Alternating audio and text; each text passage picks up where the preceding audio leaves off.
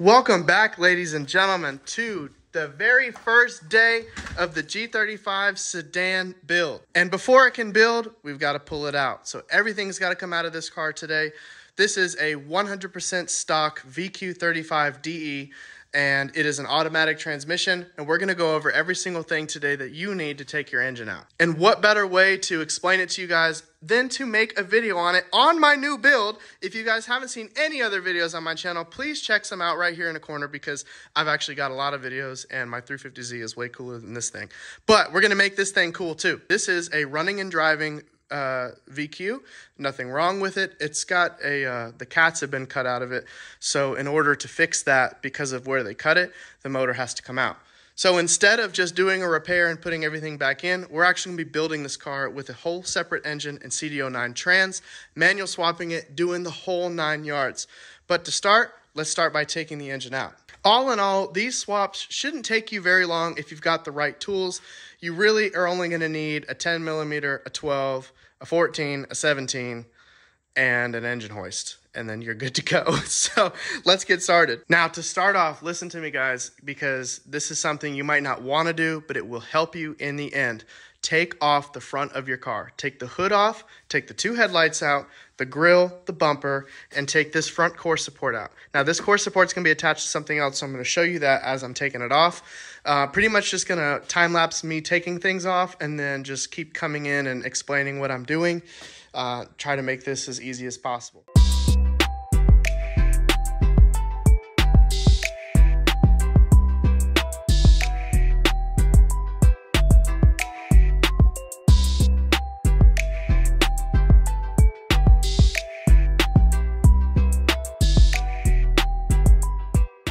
Now that the headlights, bumper, and hood is off, you're good to take this front core support off. Now, please be aware that the radiator and the evaporator, which is right behind it, is held on with this as well. So make sure you take off your clips on the top and on the bottom. So you're going to see me wiggling around with it a little bit.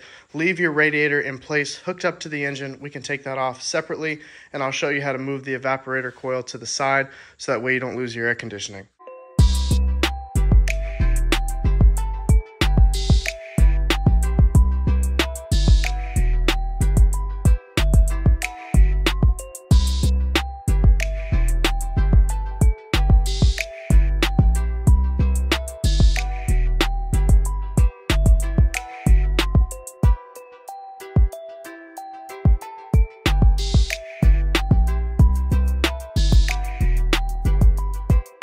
So now that the front, what would you call this, core support is off. Now, mind you, you can't take it all the way off because this is your hood release latch. It goes through the core support. Don't mess with that. Just set this off to the side. You'll be fine. And next is to take off the evaporator and your radiator. So you have to be very careful with this. If you kink or mess these lines up to where they pop open, all of your refrigerant in the car is coming out. You will no longer have air conditioning. Good luck trying to find these lines. Be very careful with this piece. You can very easily just lift this. As you can see, there's nothing attaching this side. So this is the only thing holding it on. What I like to do is twist it, and I'm going to show you guys in a second, is pick up, hold these lines, go very easy, watch what you're doing, and twist it this way and lay it in this area next to the tire. That way it's out of the way for when we pull the motor out. As far as the radiator goes, take this clamp off and that clamp, pop this radiator off. There's 2 plugs down below, and then just go set it to the side.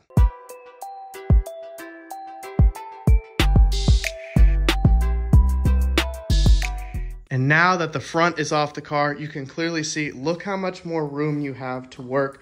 Trying to get these pulleys off and trying to take this AC compressor off and all the stuff that you have to do on these front corners of the motors is so hard to do with everything in your way. Having everything out now, I can just walk right up to the motor, excuse the blood and the coolant. That's not blood, actually. It's transmission fluid. Please don't shadow ban me.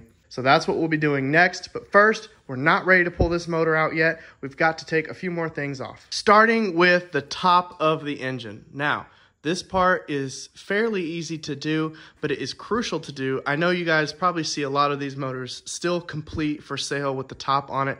They put that on after. You can rip it out with some straps as it sits and just cut the harness, but most of the time you guys are trying to put a motor back in. So we're gonna do it the right way. And even though I don't need any of this, I'm gonna still take it out the way you guys should be taking them out. Starting with the plenum. So we're gonna move our bucket of bolts, or a little tray of bolts. These 6 bolts on top, this intake, and then as you can see, you have an array of bolts all around the edge of this. All those have to come out. This plenum comes off in 2 pieces, a top piece and a bottom piece.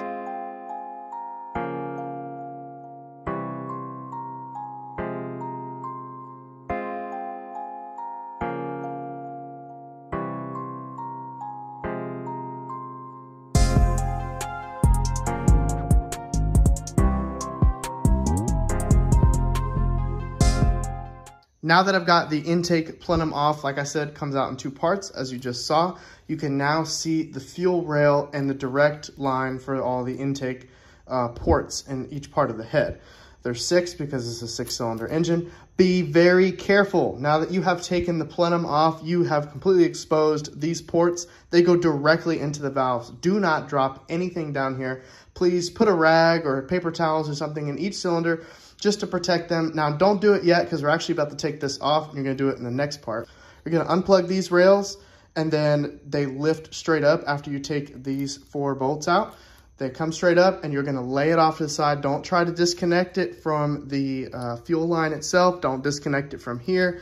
Listen, just pick it up and then lay it over here. It's gonna be a lot easier, and you'll see why later.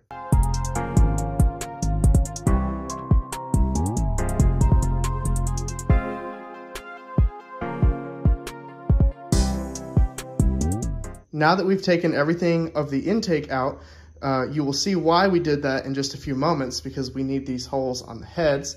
But next, we're not ready yet. Next, we need to take the heater core hoses off. There's 2. There's one right here on this side, and there's one on this side. Pop them off right there at the firewall, and then we're gonna go around and take this harness off. Harness starts here, as you can see, comes down, and then it just wraps around the motor like this. So start from back here, unplug the cam sensor. You will have another plug over here. This one was to the intake. You're gonna unplug this cam sensor and then just go down, unplug each coil pack. The AC plug is there. You'll have one for your VVT sensor, and there's a ground here. Come back, you'll see another VVT sensor.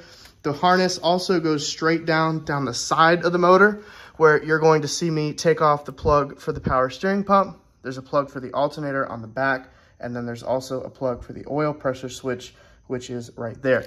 That is all part of the harness. Very easy to get to when there's nothing in your way. So take those off, just work your way back all the way to the back of the harness. Don't worry about what's connected to the transmission. We'll get that as the motor comes out. For right now, just take everything off and then just kind of lay it this way, and we'll keep moving.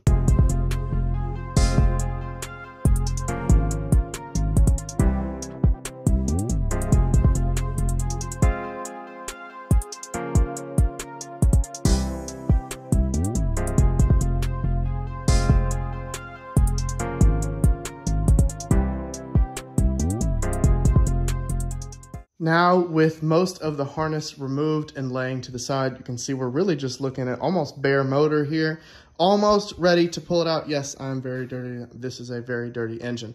150,000 miles, and it's never had any major work from what I can see. This looks to be all originals. This is one of the best ways to pull a motor for you guys, because my motors, I tend to shave away a lot of stuff that's not needed. For example, I can't get the harness all the way off. As you can see, it's laying right here. It's still attached to the motor here. For you guys that have stock motors, for like most of you, you're gonna have this piece holding your harness down attached to the back of the valve covers. Yes, you can mess around with it and try to get it unlatched, but what I'm gonna do is, we've got enough play. I'm actually going to pick up the motor and start sliding outwards and then get it as it comes out. There's gonna be a couple things I'm gonna get as the motor comes out. One of them being the air conditioner compressor. I'm gonna take that out. It's got 2 bolts here and 1 in the back. They're all 14s. The belt, I'm gonna go ahead and take off now. So take off both drive belts. It's very easy while it's sitting here. You just loosen it from here and loosen it from here. Take a 12mm underneath and then loosen them. They will drop down. The belts will loosen. You can pull them right off. You also need to take this bolt out. This is a 22 or a 24, I cannot remember. but it's one of those two sizes, and use an impact and just rip it right off. And then there is a washer on this side and there's a washer underneath it. Make sure you keep both of those. You can change them, you can keep them depending on how old it is, how many miles you got, but make sure to keep them with the pump. You'll see how I do it in just a minute. I'll show you. And then pretty much that's everything on the sides, and then it's ready to come forward. Only thing holding us back from hooking this thing up to be pulled out, a couple of things to do on the transmission. So let's go ahead and get under the car and I'll show y'all. Under the front of the car, as you can see, we're going back, looking at the subframe. Now look right in here on the subframe, and you can see right there, that nut right there, that is your motor mount bolt. Holds the mount on. No, you don't have to unbolt anything from here. Take that bolt off. It is a 17 millimeter. There's one on both sides right behind the lower control arm. Next, this is an automatic car. So we're looking at an automatic transmission. If you have a manual transmission, you're gonna take your shift knob off up inside the car. If you have an automatic, you don't have to do that. Hold on, let me try to get further back. Now that we're further back, you can see at the back of the automatic transmission, you are looking at a kind of cross member support brace. This is the mount to the back of the transmission. You're gonna take these two 14s off this side, and there's two identical on the other side. There's also a drive shaft that you don't need to take out when you drop the trans down. It will slide out as you slide the whole engine and transmission out. It is not bolted in at the transmission. It is simply just slid inside the transmission. So as you slide the motor out, the drive shaft will stay in place and just stay there. When you go to put the motor back in, you're gonna need to take the drive shaft off and then just put it in the regular way. Also, here is the bolt for the shift lever inside the car for the automatic transmissions. You're gonna need to take this bolt off in order to just release the transmission from the inside of the shift lever that's inside the car. And then we'll get to the other part in a minute once the motor's out. The moment of truth is here. Everything I just explained to you under the car has been done. Everything's been taken off. The compressor has been unbolted, laid to the side. All this side is been, all of its stuff has been taken off. Top of the motor's ready. Underneath the motor's ready. We are ready to pull this motor out. Now, for you guys, I highly suggest getting one of these. The reason why is it allows you, by rolling this part back and forward, to pitch the motor forward and back. You can get it at Harbor Freight or anything that does engine hoist. I got mine at Harbor Freight. Where you hook this up is actually pretty smart, which is why I had you take the intake plenum off. As you can see, this is where our plenum sat, that bottom part that had the two valleys. So I just took the same bolts and ran them down on it, and they're all hooked up in the back corners. I don't use the studs just because I don't know if they're gonna bend or snap. I used one time in a pinch and it bent, where these have never bent on me, and you just get about half of it down in there so it's nice and tight. But obviously don't tighten it, you know what I mean? Just get it enough down in there it can withhold it. So let's hook up our hoist and get this thing out.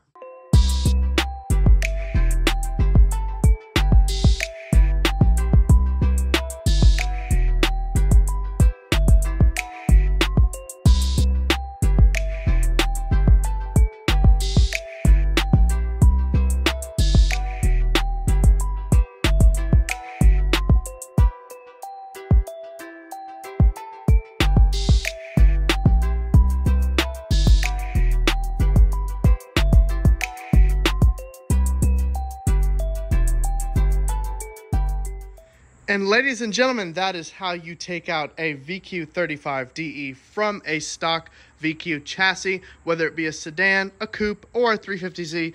The process is almost identical. Actually, I think it is identical. It was identical, actually. I wanted to document the step-by-step process just because I get a lot of questions on it. But now that that's done, let's talk about this sedan. It is time. Look how dirty this thing is. I mean, almost 180,000 something miles, 160,000 miles, and look at how much like dirt and oil stains and everything that's all over this car. I say let's strip this down, and we are going to completely rewrap the wiring, repaint the engine bay, and make this thing look really brand new before we put our new motor back in there. So let me know in the comments, what color do you want this engine bay to be? What do you think would look cool on it? Because for the next video, I've got some awesome stuff planned for this engine bay. We're going to be prepping it for our new motor. I'm going to go get cleaned up. I thank you guys for watching this video. I hope the how-to helped out a lot of VQ guys out there that needed something. If you don't have a VQ and you just wanted to see me pull a motor, I hope it was fun for you as well. Please make sure to hit the subscribe button because we've got a lot more videos with this car coming, and we're not even close to done. And it's actually, if I told you guys what I was doing, you'd be very excited. So please continue to watch because we got some good stuff coming. If you think I did a good job taking the motor out, hit the like button as well because that's always appreciated. And until next time, guys, I will see y'all on the next episode of Drip My Whip. Peace.